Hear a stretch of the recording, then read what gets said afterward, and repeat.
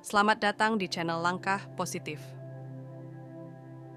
Dalam perjalanan kehidupan, kita sering dihadapkan dengan berbagai emosi yang dapat memengaruhi interaksi dan hubungan kita dengan orang lain.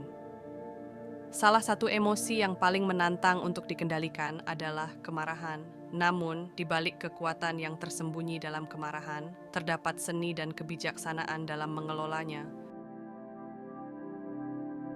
Dalam pembahasan selanjutnya, kita akan menjelajahi beragam cara elegan dan santai untuk mengontrol emosi, khususnya kemarahan. Dengan memahami seni ini, kita dapat memperkuat hubungan, memperbaiki komunikasi, dan menciptakan kedamaian dalam kehidupan sehari-hari. Mari bersama-sama menjelajahi cara-cara yang membawa kebijaksanaan dalam mengelola emosi kita, termasuk kemarahan. Marah adalah emosi alami yang pernah dirasakan oleh setiap orang. Namun, bagaimana kita mengungkapkan kemarahan dapat memengaruhi hubungan dengan orang lain. Berikut beberapa cara untuk marah dengan elegan dan santai agar emosi cepat mereda. Mari kita mulai dengan pembahasan pertama tentang cara mengendalikan emosi, khususnya kemarahan, dengan kebijaksanaan dan kedamaian. Cara pertama yang akan kita bahas adalah dengan mengutamakan penenangan diri sebelum bereaksi. Saat marah, penting untuk memberi diri kita waktu untuk menenangkan diri sebelum merespons secara emosional. Dengan memberi diri waktu untuk berpikir sejenak sebelum bertindak, kita dapat menghindari tindakan impulsif yang mungkin menimbulkan penyesalan di kemudian hari. Selanjutnya, kita dapat melangkah ke cara kedua, yaitu dengan mengkomunikasikan perasaan kita secara jelas dan efektif. Setelah merasa lebih tenang, penting untuk menyampaikan perasaan frustasi dan kekhawatiran kita dengan cara yang tegas, namun tidak konfrontatif. Dengan berbicara dengan jelas dan langsung, kita dapat mencegah terjadinya kebingungan atau salah paham dalam komunikasi dengan orang lain. Cara ketiga yang dapat kita eksplorasi adalah dengan menghindari menggunakan kata-kata kasar atau mengumpat saat marah. Meskipun mungkin sulit untuk menahan diri, mengumpat hanya akan memperburuk situasi dan memperkeruh hubungan dengan orang lain.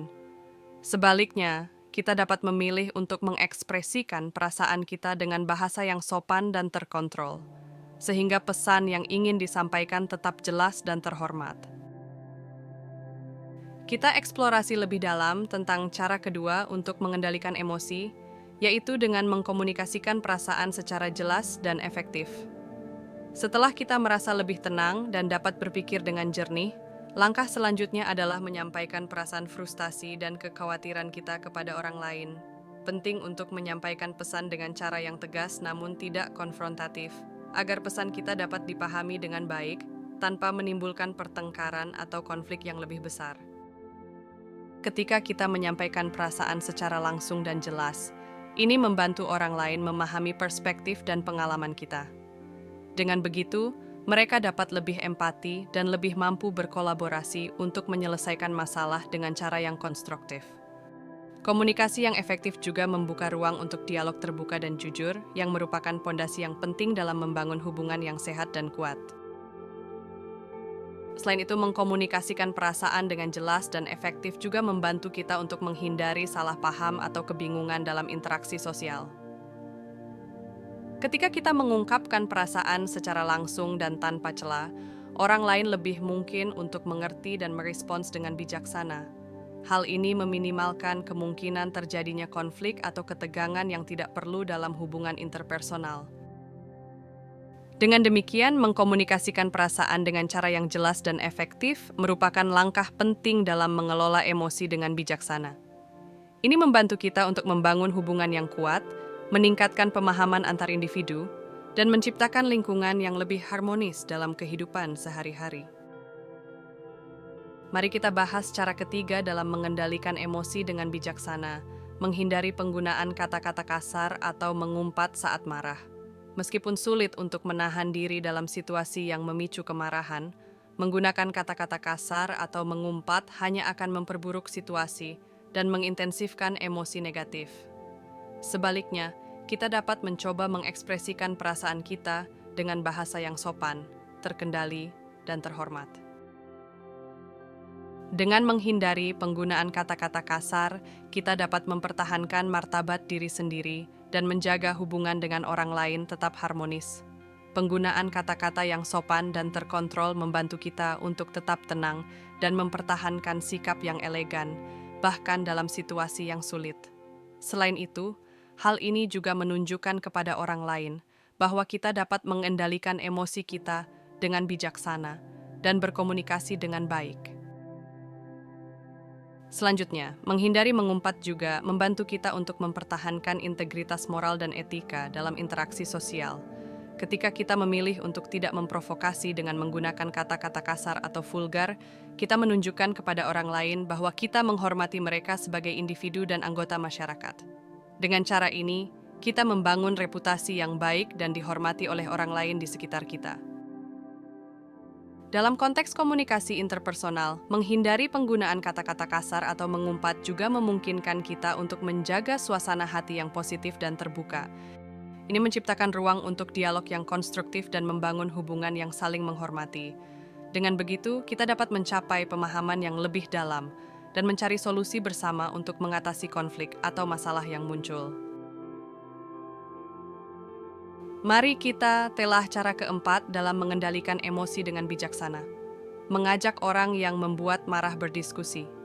Ketika kita merasa lebih tenang dan dapat berpikir dengan jernih setelah menghadapi kemarahan, langkah selanjutnya adalah mengajak orang yang menjadi sumber kemarahan untuk berdiskusi.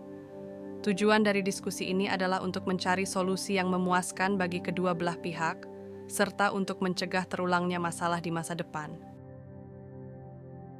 Dengan mengajak orang yang membuat kita marah untuk berdiskusi, kita menunjukkan bahwa kita ingin memecahkan masalah dengan cara yang dewasa dan konstruktif.